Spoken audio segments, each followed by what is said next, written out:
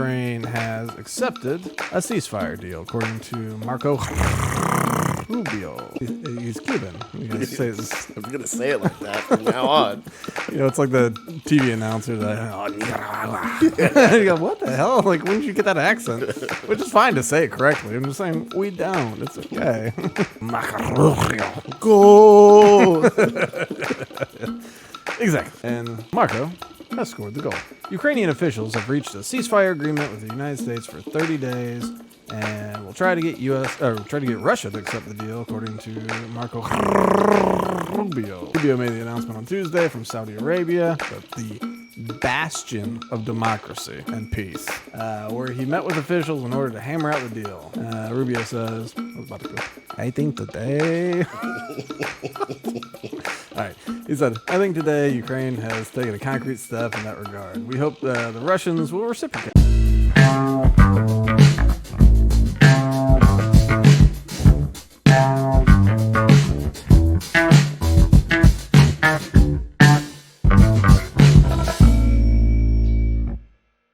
Welcome to Loaded Talk. I am your congressman, the third most popular candidate to ever be. I am Frank, and as always with me... What's up, planet Earth? I'm Bean. Bean. I don't know why I like Frijoles Negros so much. It's just a fun thing to say. All right, well, just rolling right into it. We got breaking news, which really by the time we edit this and put it out, it'll be kind of old news. It is the curse of the podcast. Once we start going live, we'll be better. Anyway, as you were rolling over here, we got the notification that apparently Ukraine has accepted a ceasefire deal, according to Marco Rubio. He's Cuban. I'm going to say it like that from now on. It's like the TV announcer that, you go, what the hell? Like, when did you get that accent? Which is fine to say it correctly. I'm just saying, we don't. It's okay. Go! Exactly. And Marco has scored the goal. Right, so this is according to The Blaze, because they have the cleanest websites, and I always appreciate their clean website. Look at it. It's just pretty. No ads at all. Just sign up for them if you want to. Anyway, Ukrainian officials have reached a ceasefire agreement with the United States for 30 days, and will try to get Russia to accept the deal, according to Marco Rubio. Rubio made the announcement on Tuesday from Saudi Arabia, the bastion of democracy and peace, where he met with officials in order to hammer out the deal. Russia was not part of the negotiations, of course. Rubio says, I think today... All right. He said, I think today Ukraine has taken a concrete step in that regard. We hope the Russians will reciprocate. Our hope is that the Russians will say yes, that they will also agree, so the shooting will stop, the killing will stop, the dying will stop, and the talks can begin about how to end this war permanently in a way that's acceptable and enduring for both sides. So the U.S. had stopped intelligence sharing, stopped sending money. After that, Russia went, and they bombed the hell out of Ukraine. And so it was one of those, before this popped up, the way I was going to start today was talking about how we're in the chaos period. It is likely that many of the things happening today, this is, I think it's 3/11 day. It's March 11th. And so, we're talking about 2 months in to the administration. A lot of the positions that Donald Trump is taking right now, or the United States is taking by way of Donald Trump, they are his opening salvo in the round of negotiations to come. There's been so many updates and so much stuff that's happened in his first 2 months that it feels like forever, but it's only been 2 months since he's been in office. I mean, it's technically less than that, because isn't the 20th inauguration day? So, I mean, less than that. But we're in the chaos period right now. And so we have, Trump's trying to get the peace deal. Zelensky, we covered Zelensky and all of his antics. And Trump didn't like it, ends up. And he was like, okay, fine. We'll just see how it goes without our help. And not well. Not well, Charlie. Ends up when you don't have money or munitions or intelligence, it's hard to fight a war. And so, and we'll go over some other chaotic things that are happening. But, the tariffs and all that kind of stuff. We've got, we've tariffed Canada and Mexico and China, and then we've rolled back some things. In part, there was a Canadian, Mexican, American trade agreement from Trump's first term, which is actually like a signed treaty, and you can't just go back on it, especially when you're the one that signed it. And so he was like, well, of course, all those products are exempt. And it was, I think, mainly intellectual property rights or something. It was something kind of limited, but so that didn't count. And then he's like, cars don't count, because Dodge was like, hey, we're in Mexico, we're about to lose our butts. And he's like, cars don't count. And that's kind of how these things I think are going to go. It's just big broad statement, and then people are like, hey, what about this? And you're like, yeah, I guess I didn't actually mean that part. We'll get into some of the other chaos of it, but Russia. So he flexes hard, and then Russia attacks, and he has to go on to Truth Social or whatever, and he basically says Russia, if you don't quit the shit, I'm gonna do whatever. I'm gonna get real crazy with it. And so you went oh no, I am fine with not sharing intelligence or any money with Ukraine. But you do need to get to the peace deal. I mean, it'd be preferable to get to the peace deal, because it's without that, Russia really is going to just, to whatever extent that they wish, Yeah, like sitting ducks. Yeah, the sitting ducks. And I mean, at this point, they've gotten a lot of good equipment. So it's not like Ukraine's got nothing, but we have limited them along the way. And so that happened. And then, let's see, I'll do some of these. Last night, Ukraine decided to get squirrely with it. Hey, hold on, let me get this pulled up. Quiet. I hope there's no, I don't even want the audio. I don't know if there is audio. We'll go ahead and show it to all the pretty people out there. Here's some different things happening in Moscow, I believe, in Russia. I think it was Moscow, though. Yeah, let's see another one. So that's the outside of a residential apartment complex. See how the paint has been stripped from the side of the building, and there's a crater in it. That's oh, it's not paint thinner? Oh. Yeah, I guess that's a house on fire. All right. And well, that's a lot of things on fire. But so what happened was last night, Ukraine took a bunch of drones filled with explosives and ball bearings or some sort of shrapnel. Oh, great. And they flew them into, let's see. Yep, Moscow. It does say Moscow? Yep, residential buildings in car lot and Moscow region. Yeah, there we go, yeah. So, they went to population centers and took these things to residential units, and they hovered, and then they exploded all over town. A few people died. A couple babies went to the hospital. It was a tactic typically used by terrorists, one might say. It also should not be missed that this happened the night before Ukraine met with Marco Rubio in Saudi Arabia to talk about a ceasefire. So, things were not going great. Sneaking it in, at the last minute. I mean, and it's kind of, good for the goose, good for the gander, right? we're sitting there going like, hey, we want a peace deal. Like, here's a good idea. Like, we've spent too much money in here and you want some sort of protection.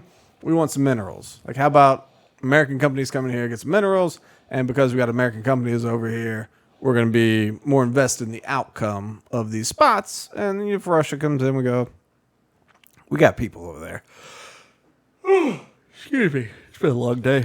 Sorry to keep you up. What was it? Almost 5 o'clock, Charlie.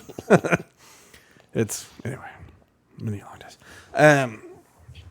But so that didn't happen. We saw everything blow up, and Russia's like, all right, well, if you want to, Trump, goes, all right, if you want to flex like this, you can flex like this all you want. So Russia takes advantage of it, and then it's like, all right, stop it, Russia. We're going to have a peace talk. It's going to happen this day. So Ukraine's like, all right. But, so they took a little swipe. So it's, it's petty. It's petty. It's petty. But it's part of this game that they're playing. It's hard to play innocent victim when you shrapnel bomb residential apartment complexes. It's not a good look, don't get me wrong. We, as Americans, have taken out some wedding parties and lots of things. A lot of things. Pour one out for the homies.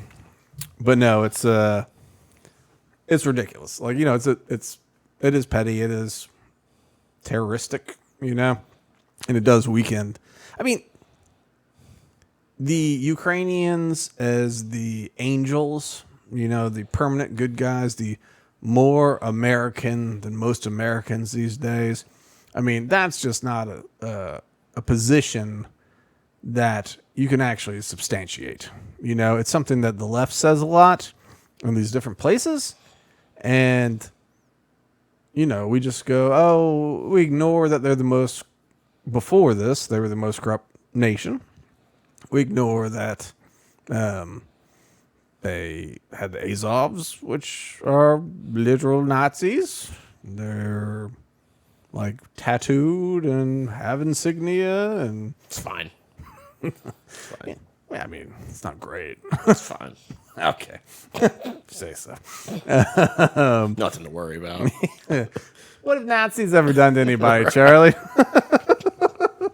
bunch of jokesters and their Hugo Boss driving on the Volkswagens. Just a bunch of hipsters, Those Nazis, hipsters. Those hipsters. They're Hugo Boss and their Autobahn. I am going on holiday. It's good.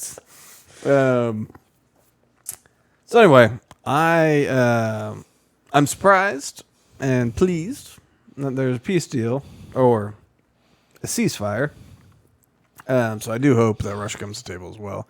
What are your thoughts about all this activity? Well, the fact that Zelensky came to the White House mad, demanding things, then immediately is like, okay, I'm down for a ceasefire, and then goes, but before this happens, let's launch some shrapnel bombs. Like, you're kind of a jerk. I think it's clear at this point that he is kind of a jerk. I think that it's just the entitlement, I think, is the problem. And who did I hear? I was listening to. Have we made him feel that though? Like, that's on us, right? Oh, yeah. Yeah. We didn't tell him that, like, hey man, rejecting a peace deal, we got your back. We've got you. You've got the full strength of the American military behind you. But I think he should have realized in year one that he didn't, and then in year two that he didn't. Like, if it was a full strength of the U.S. military, it would have been different. But we just sent you weapons and cash, And so, like, it's I don't know. He he was considered a hero and the best of the best, and he got to wear his little outfit that he's at war. And at first it was great, you show of strength, like don't evacuate during this tough war where you're outmanned and all that kind of stuff. But once it became clear that like it's essentially a proxy war between NATO, including the United States, and Russia by way of Ukraine, but we're all being gentlemen and not to mention it, which, by the way, as much as old Pooty Poot is like a psycho and a bad guy and all that kind of stuff, I think he realizes that he's outmatched and that us just giving weapons to this proud little country, but this little country that doesn't have any reason to be putting up this much of a fight, So they're undermanned. Russia should eat their lunch, right? And even with our weapons and our intelligence, and that's, the great equalizer or whatever. But it's one of those things like, it's like, all right, we're giving intelligence and we're giving weapons.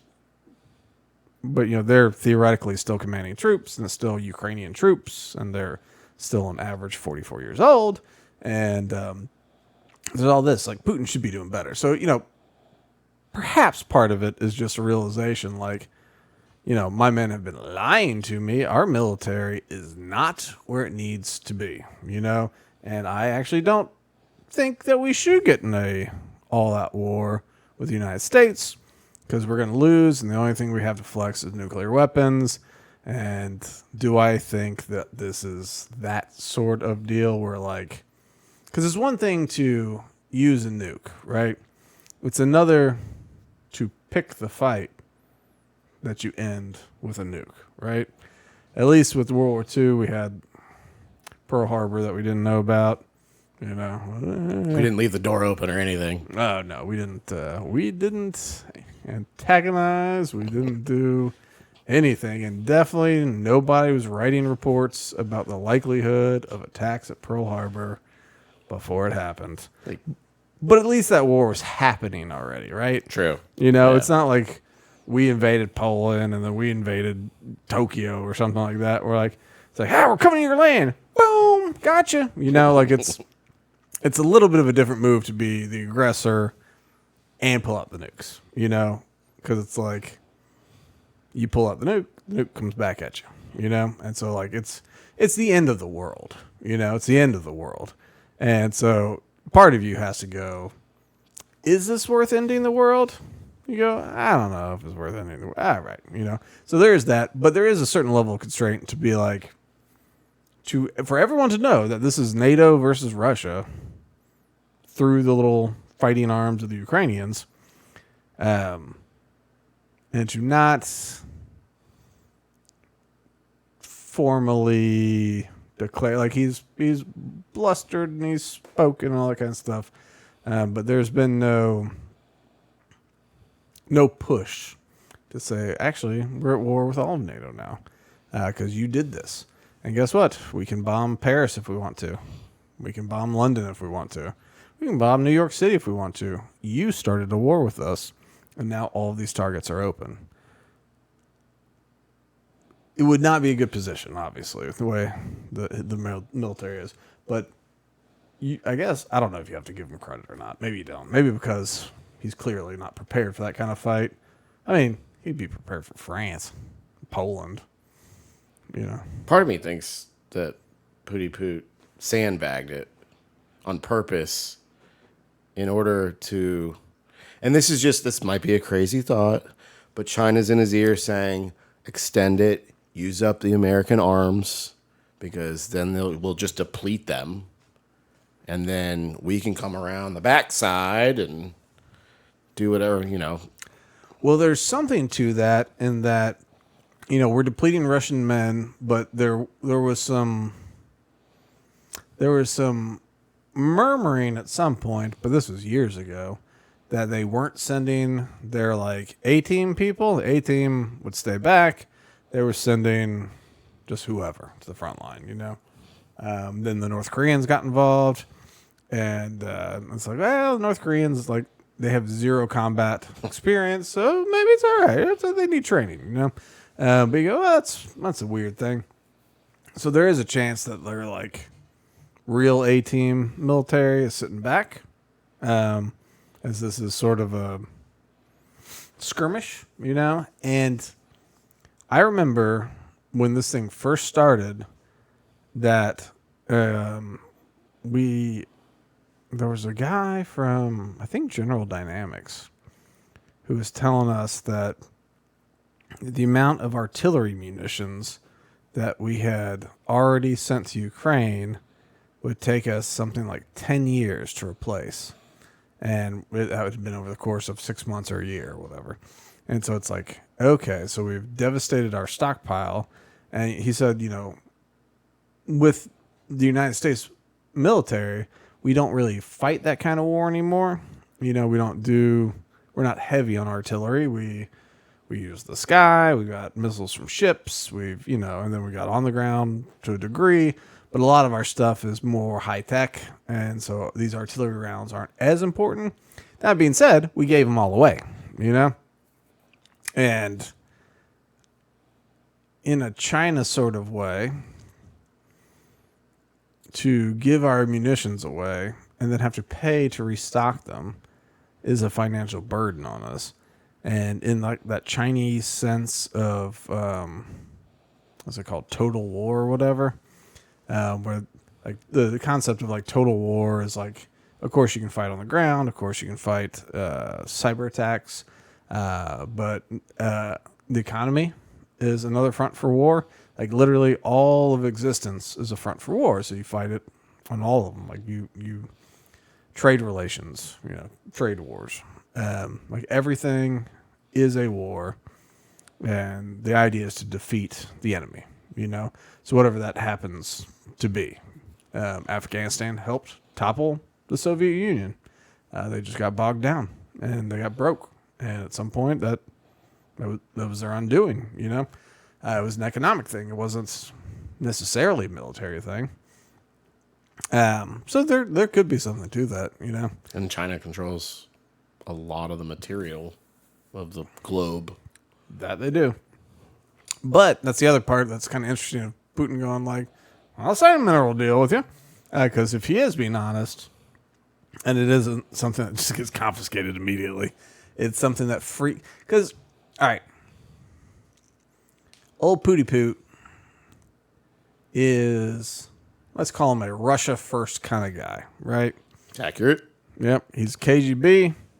He's Soviet Union. He's Russia. He, rides shirtless through the countryside and maybe fights him a bar when he was only 3.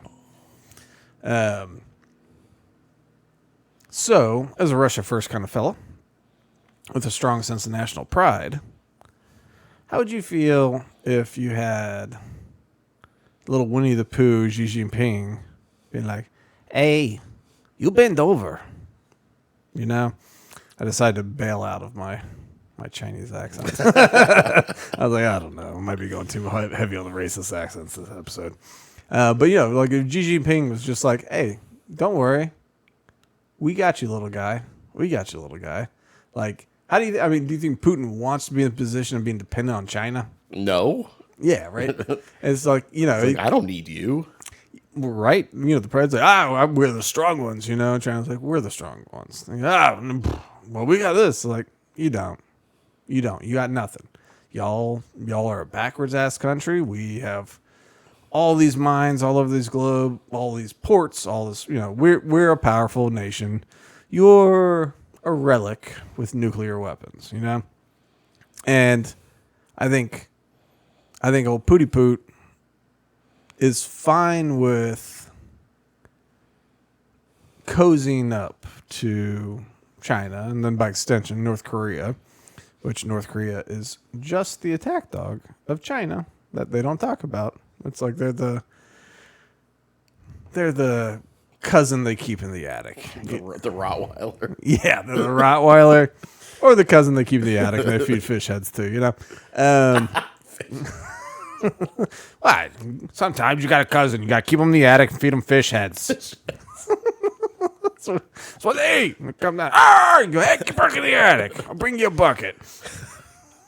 I think that was in an episode of The Simpsons or something. But anyway, but so, you know, I think Russia's fine to be like, all right, sure, send your men out here to die instead of my men, of course. And I think they're fine with being like, all right, you know, U.S. wants to puff their chest. I got China over here. Like, I can ally either of you. I know you two are beefing, right? So, like you two are big global powers are beefing with one another. Like, I want to be friends with everybody, or friends, you know. Exactly. Yeah. But it's like, all right, so if I'm the bad guy, if I'm stealing elections and all that kind of stuff, it's like, all right, I'll just increase my trade with China, which you don't like, and it hurts you. So I'll do that as a negotiating tool or just a whatever. And then, like, but at the same time, I think he wants it to be, it's his, much like Donald Trump's thing, where it's like, I'm positioning this country. It's not, I'm getting positioned, you know? Yeah, I wonder if it's, to piggyback off what you're saying, you have China and then you have U.S. and you have Putin standing in the middle and he just goes, psych, and steps out of the way. Right. And boom. Right. So, interesting. I mean, he could, and that's the thing, like, this mineral deal, like, the minerals is something that China has used all over, you know, like Africa and all sorts of places to just sort of take over once people default on their loans, because China's been going around just building roads and whatever people want, you know, and they go, all right, we'll just pay it back slowly. And they go, okay, great. Then, you know, very shortly thereafter, they go, you can't make a payment? Like, what was that collateral? Your national parks and your mines? We'll take those. Your ports and your mines. And so it is something where, you know, Russia's seen that game just like we've seen that game, and everyone knows what's happening. But it's kind of hard to do the same thing. Like, America, we don't have the willingness to be transparent about our money manipulation enough to lend out money. Also, China's been buying a ton of gold. Tons actually, not enough. There's tons of gold. And so, like, I don't know. Neither America nor Russia could get away with going to Africa, giving them a loan, or doing a bunch of stuff for them as a loan, and then, you know, basically give them a student loan, and they're saying, time to collect. And they're like, all right, well, we're going to take your port and your minerals, you know? Like, Russia would be seen as an invader. America would be seen as a colonialist, you know? And for whatever reason, China, it's just like, well, you know, China, Africa, I don't know the difference. It's fine. You know, like, I don't know. There's something like that. There's just something like the perception. Yeah, it's just something like, there's just something about it where, I mean, they've done it over and over again, and people have, like, maybe grumbled, but no one goes, hey, is China giving out predatory loans in order to conquer the world, starting with the mineral mines? And people just go like, I don't know, it's fine. That's fine. It's China. Yeah, they go, it's China. It's Africa. I don't care about either of them. You go, oh, okay. You go, Russia. They go, Russia? Now, hold on. They fought against Rocky. He's a machine. Yeah, that's right. He dies. All right, so I don't know. We'll see. We'll see how this goes. Yeah, I don't know. Pray for peace. Marco Rubio, I thought I sent it over here. I guess I mean, the positive side is we're going to freshen up our artillery over the next decade. I'm telling you, like, we had, within that first year, we'd sent so many munitions that, like, we really cannot be getting into a war. we cannot be getting into war. Like we're not in a good spot, you know, and that's the problem with it too. You go like, we need to support them. It's like cool, but just real quick, what if someone does attack us?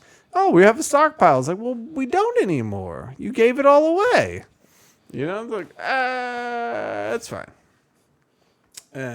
The moment you start relying on your own citizens to back you up with munitions, you know? For real.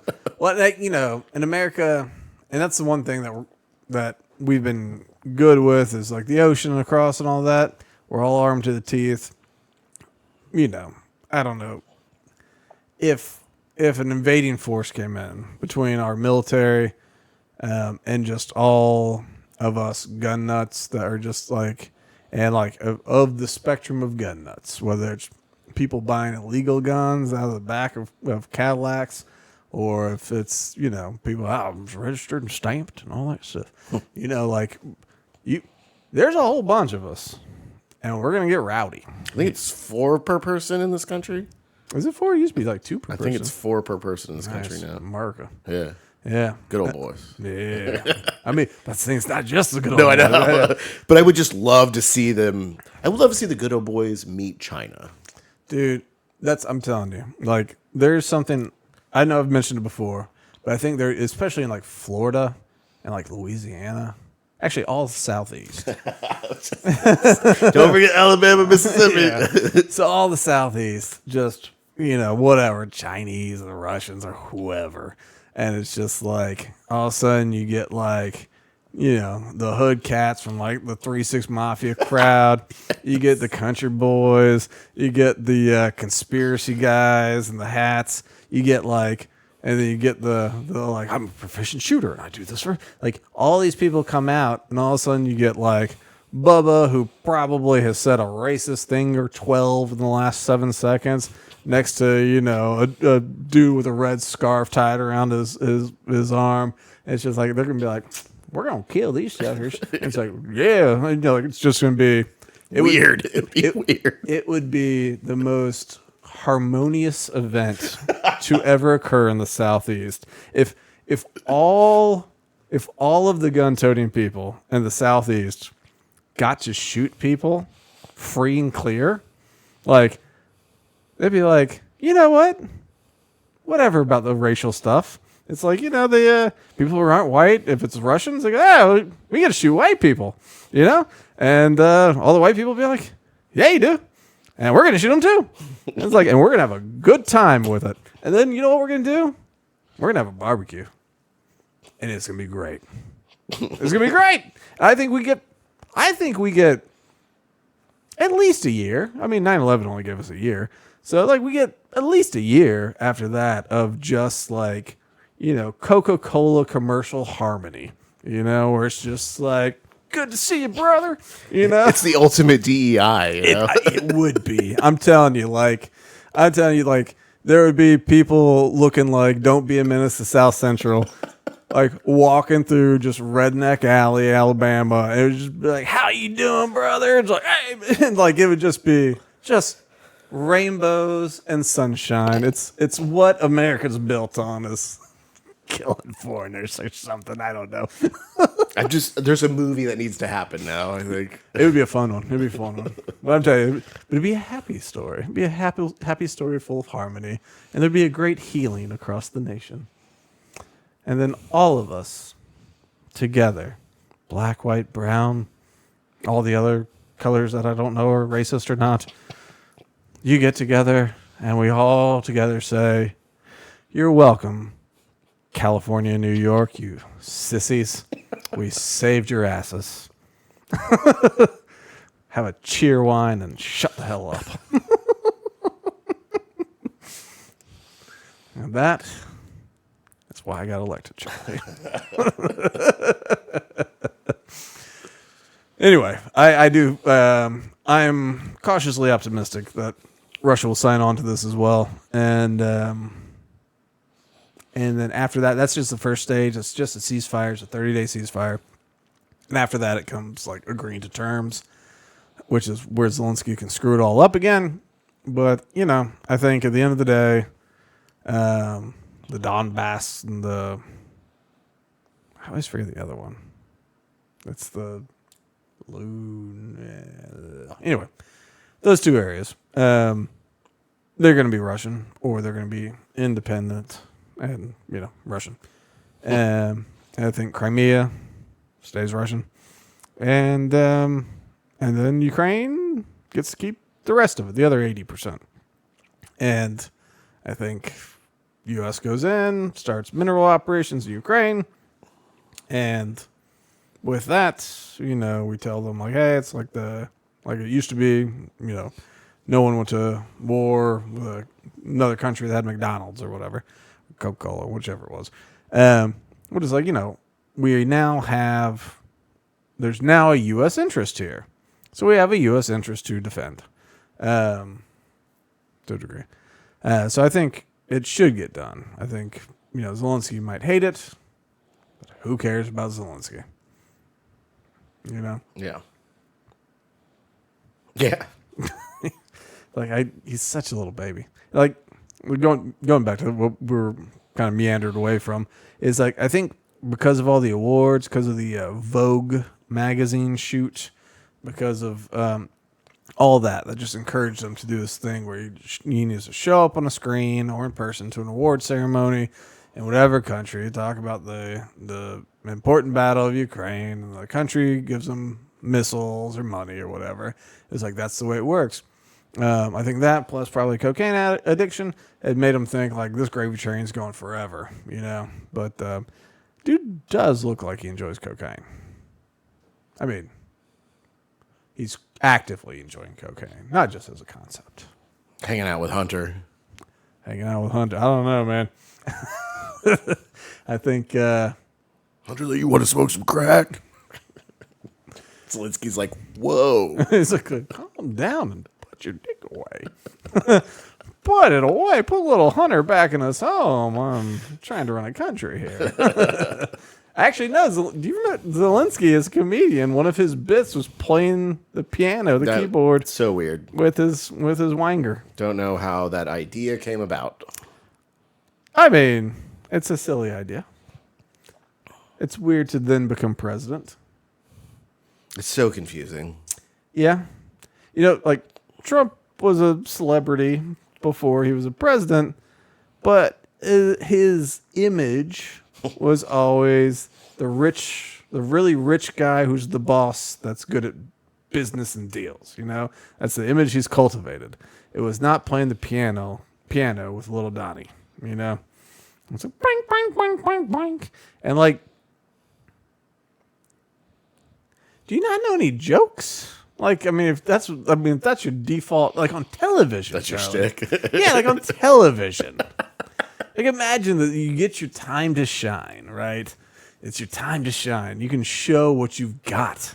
And you go, well, time to take my pants off and play the keyboard. I don't know. And then become president. He's exhausted all ideas, so that's it. Yep. All right. I think we put a bow on that nicely. On the story, on the bow on the story. I don't know if I want to do that. This is a fun one, actually. Let's see. If you've heard anything about this auto pen thing? Yes, I did catch that. This is an interesting one that. Yeah, right here. I'll just check it out. So this is from the Fox News, the totally fair and balanced Fox News. All right. The majority of official documents signed by President Joe Biden allegedly use the same auto pen signature, reinvigorating concerns over the former president's mental acuity. Yeah, he actually ordered the signature of the relevant legal documents. I can pull it up, I guess. I thought I saved something from them. Whoever controlled the auto pen controlled the presidency. The Oversight Project, which is an initiative within the Conservative Heritage Foundation that investigates the government to bolster transparency, posts X. We gathered Every document we could find with Biden's signature over the course of his presidency all used the same auto pen signature, except for the announcement that the former president was dropping out of the race last year. Then they show the auto pen signature. So Oversight Project posted 3 examples showing Biden's signature, including 2 executive orders and the president's announcement he was bowing out. The signature on the 2 executive orders, one of which was signed in 22, one in 24, showed the same signature, and that included what appeared to be a line, followed by R. Biden Jr. Biden's signature on the document announcing his departure from the 2024 race varied from the other 2 posted by the Oversight Project, showing a signature that wasn't as clear as the one on the executive order. Fox News Digital at random examined more than 20 Biden-era executive orders documented on the Federal Register's office between 2021 and 2024, found each had the same signature, and reached out for comment. Who cares about Donald Trump's signature? Obviously, signing those, he does it with a big marker. I mean, look at that. He changes it every time. He always. I mean, it's always that signature. He hands out the markers. Oh yeah.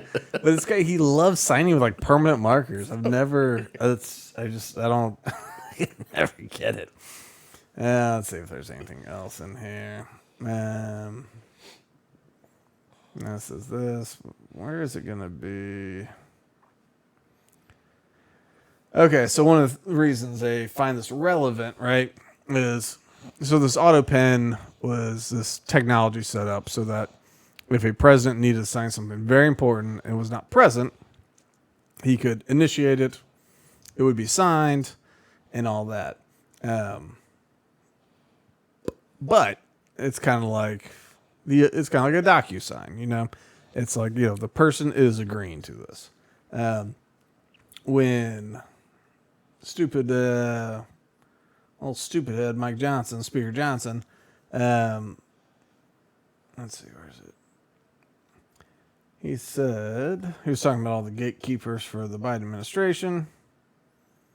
Okay, so when going to talk about Biden, this is on freezing new liquid natural gas exports in 2024. Biden said, "I didn't do that." And then he said, "Sir, you paused it. I know. I have the export terminals in my state. I talked to those people in my state. I've talked to those people this morning. This is doing massive damage to our economy and national security." And he said, "I walked out of that meeting with fear and loathing because I thought we're in serious trouble. Who is running this country?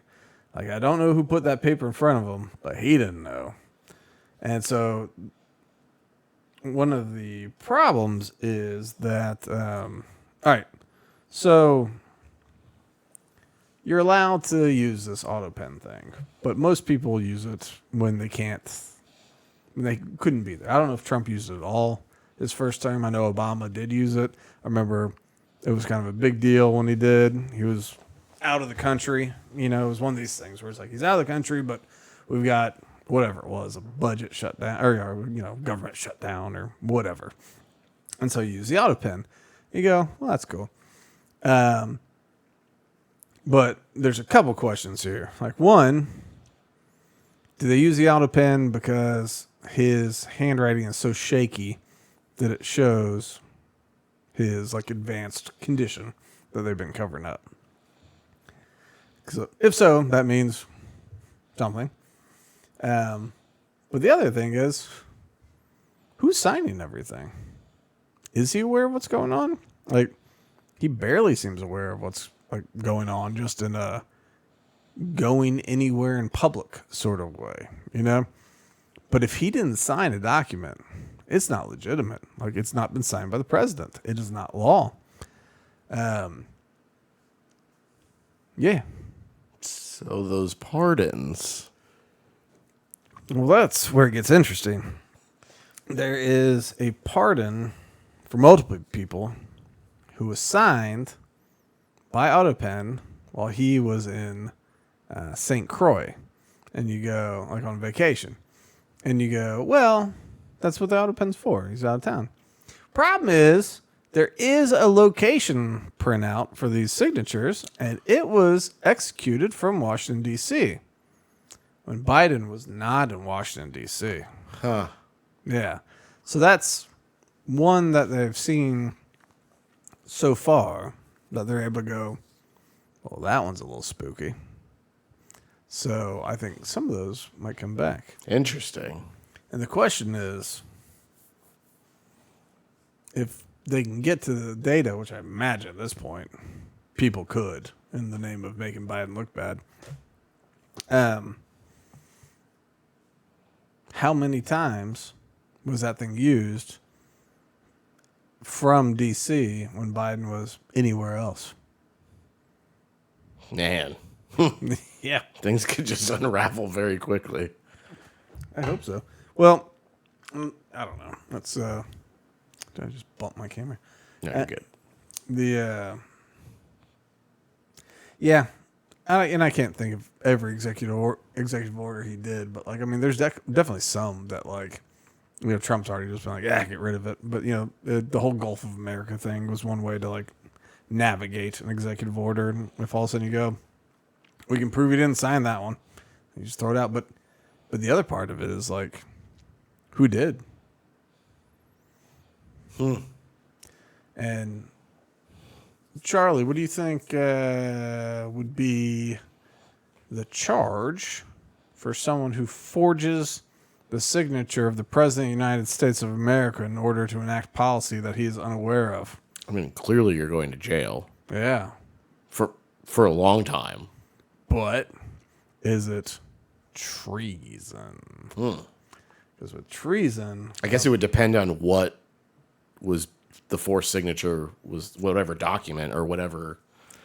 well, I mean, in general, if you, Well, I guess it is treason no matter what.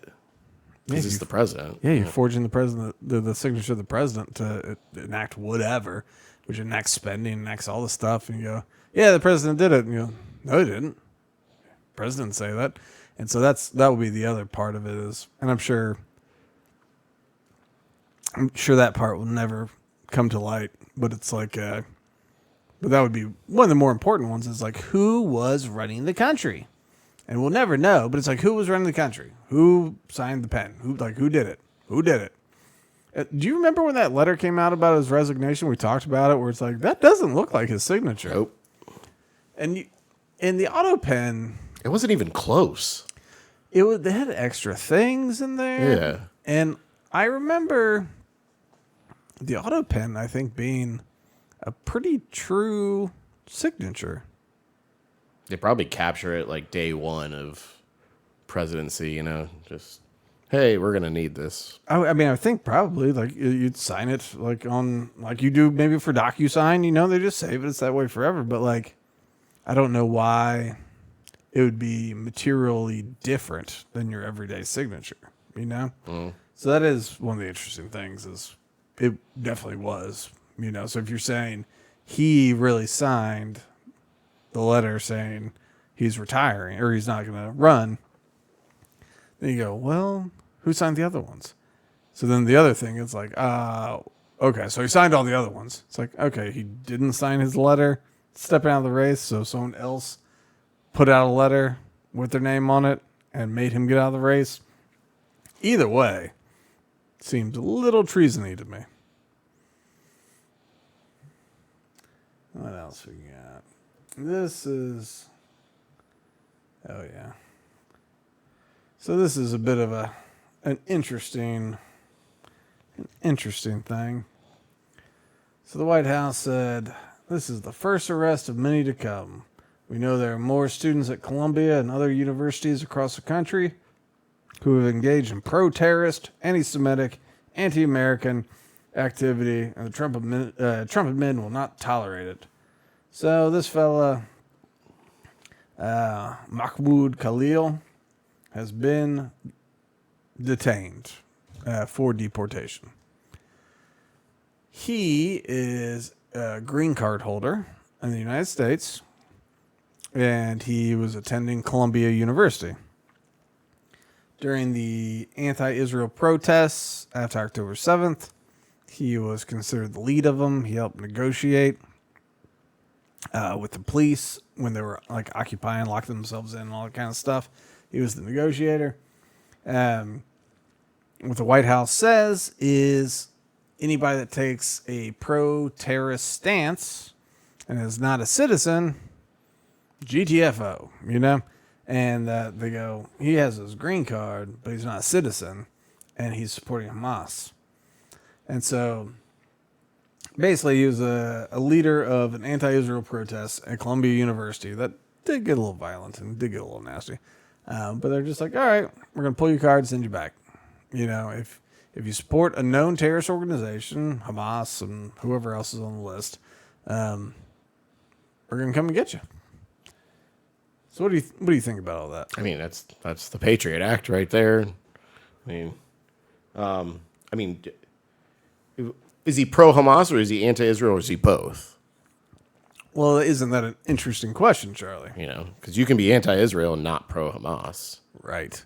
I will say that the Columbia protests and many of the other ones in New York, they didn't seem to be as critical about Israeli policy as they did about the Jew.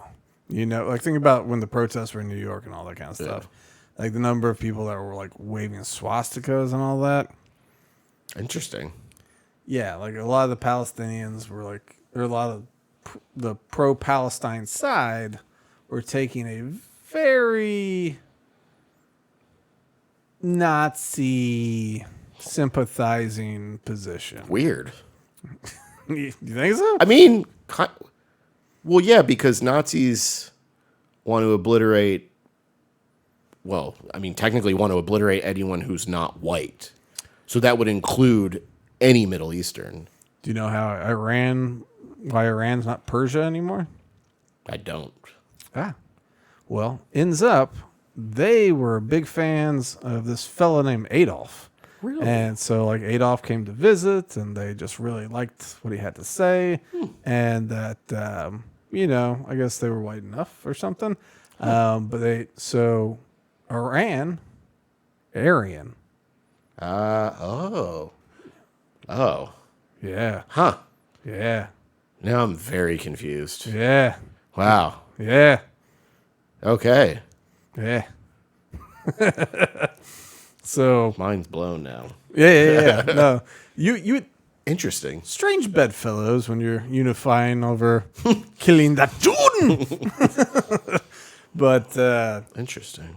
no, I know it's one of those things. Like I'm uncomfortable with this because I don't want our government dictating what you can protest. Right. Right.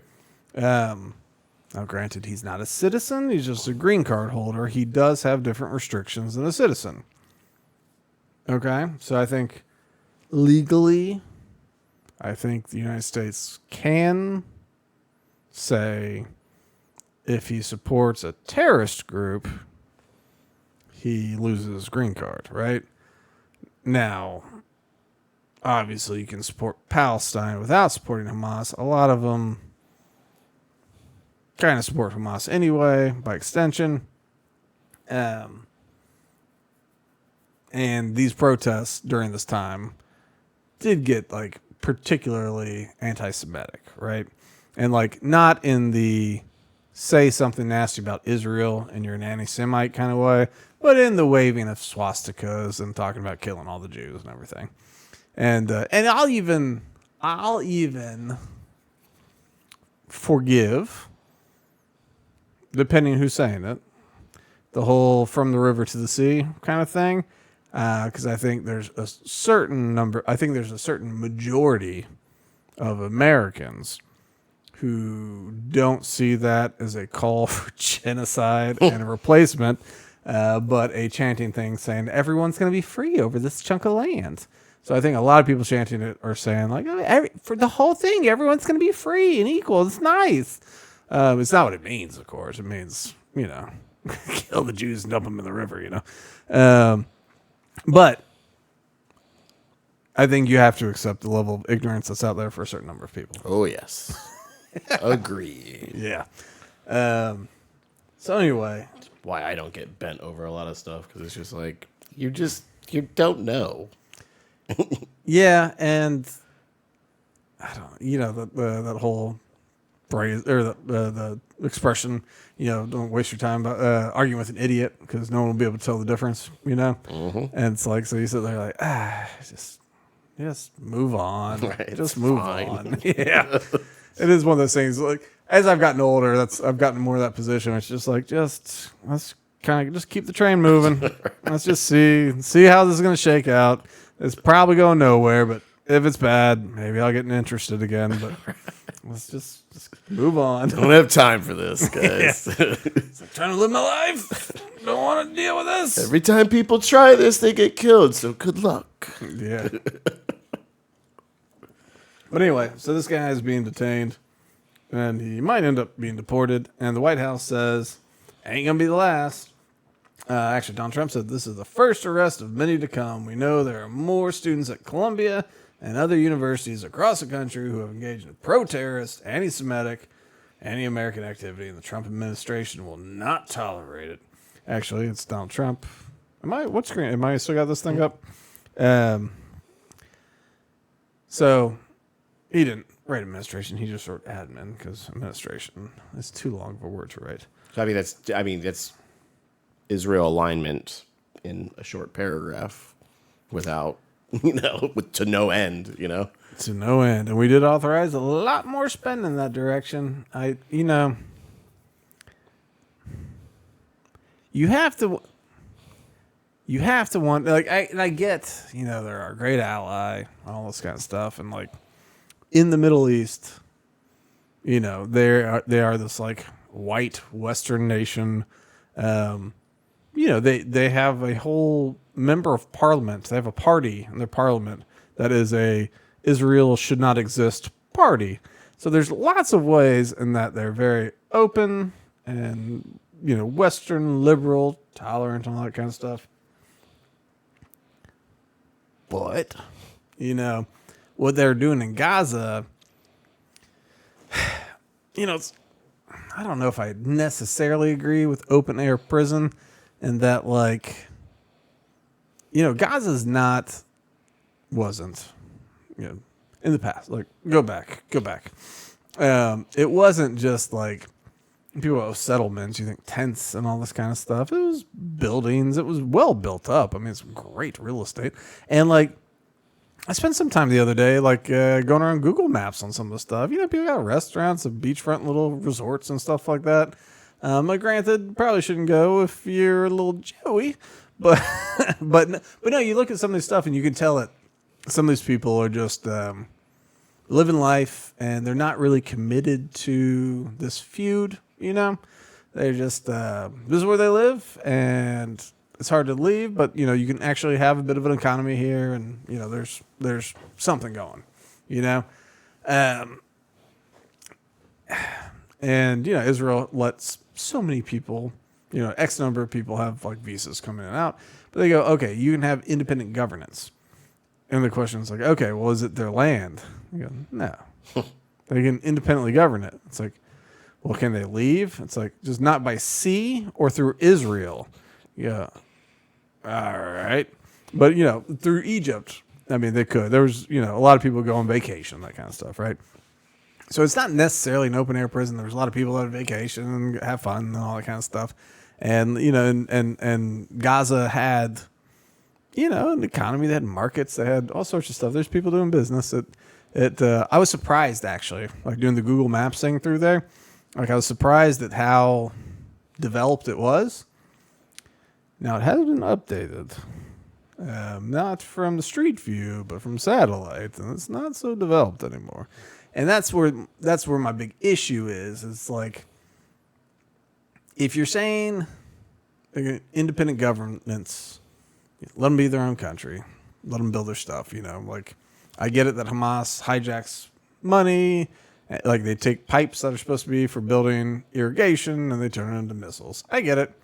But, you give them a ticking clock. Y'all got 15 years, 20 years, whatever.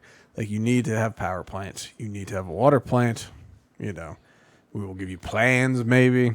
Like, but at that point, at some point, we'll cut you out, we're done.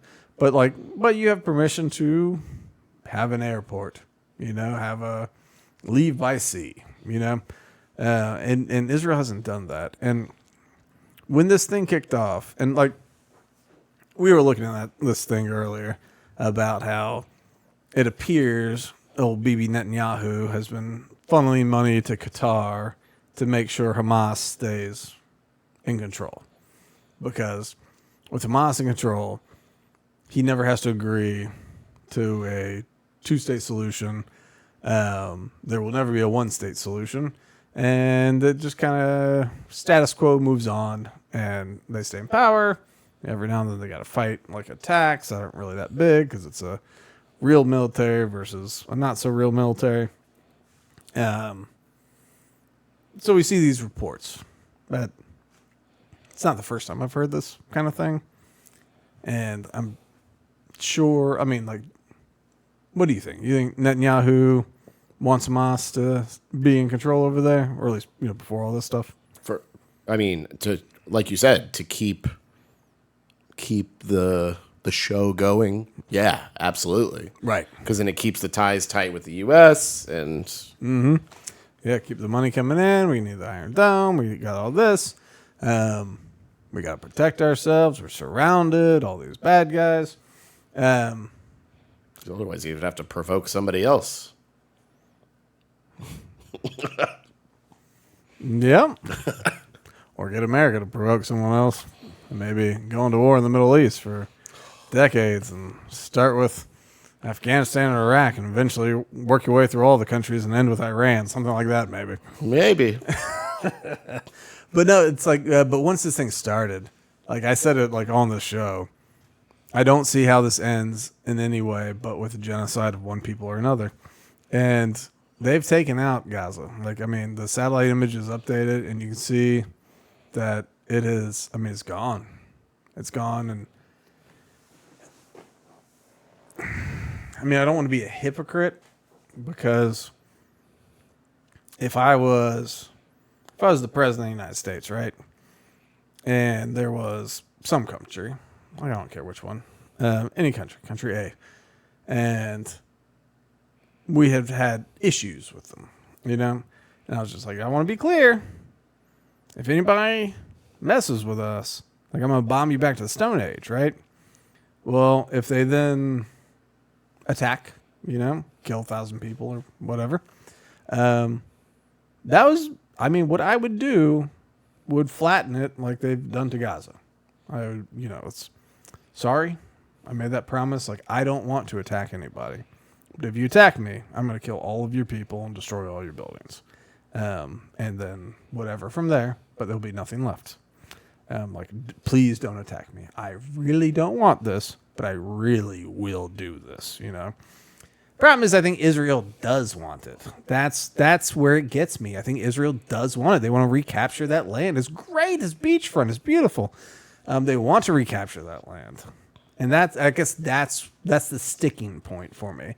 It's I get the response, but also I don't trust the motivations, not because they're Jewish, but because they're a government, because they're one of these intelligence-heavy governments of the Western world.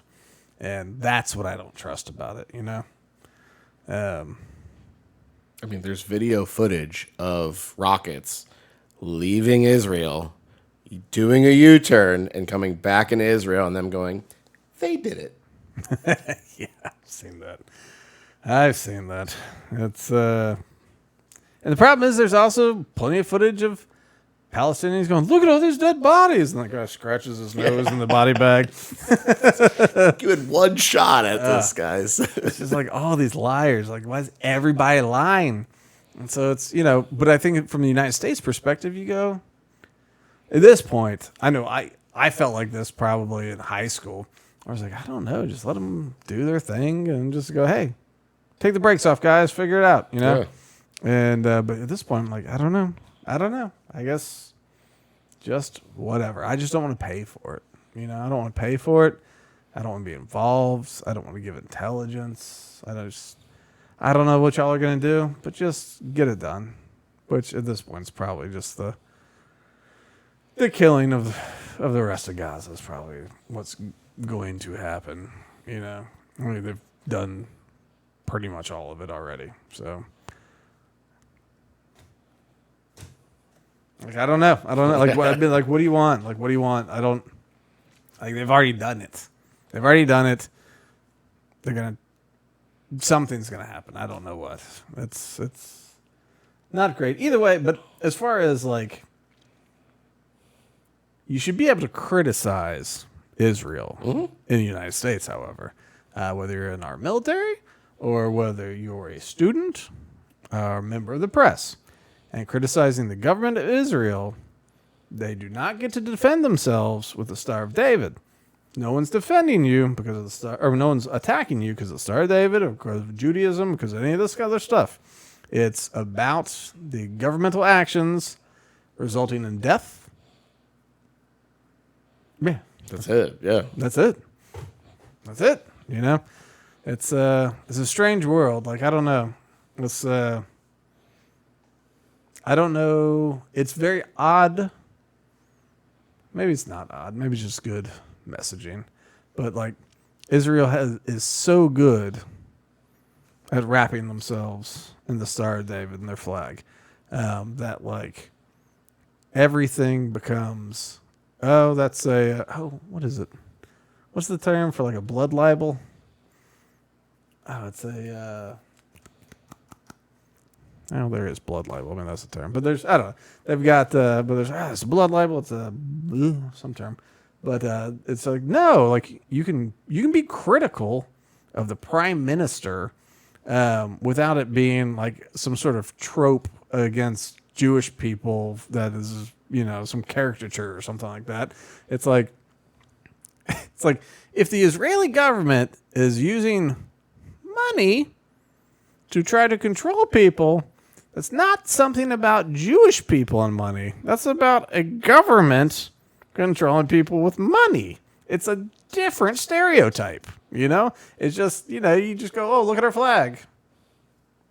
You're a Nazi, you know?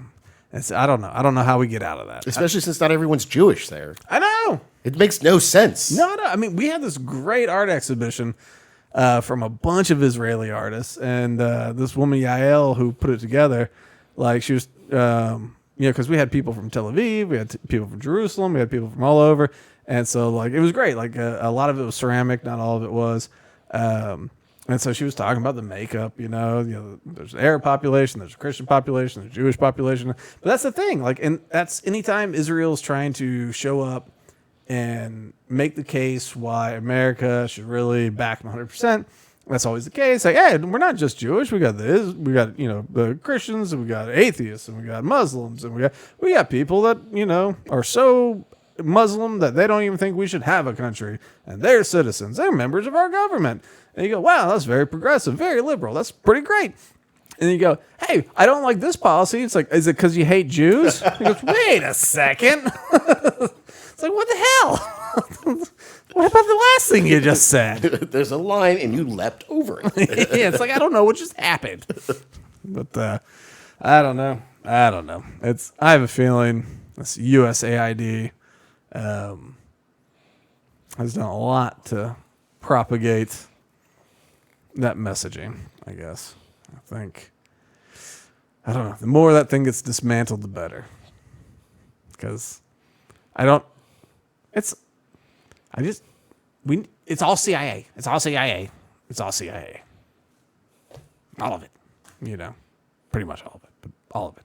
And isn't it like the fact that it's United States, what is it? International Development is what it is. Like United States of America, International Development, or the A is something else. But the fact that they phrase it U.S. aid, so it sounds like it's us giving help to people when it's just international development. And like, what the hell does that mean? It's like, oh, we're developing our properties. It's like, what are our properties? It's like, whatever we want them to be, you know? All right, let's get out of here before I commit a hate crime somehow. Accidentally. Hey, accidentally. That's a blood libel, Charlie. I don't know. Yeah, follow us on all the things. Like, subscribe, tell your friends, Rumbles and the Spotifys and the Apples and all that kind of stuff. Just do it. If you're an audio person, try the video sometime. We're very good looking. You'll fall in love with us. You can write us letters. We won't write back. We're hard to get. What do you got for everybody for next week? L'chaim. L'chaim. Wish we had a shot for that one.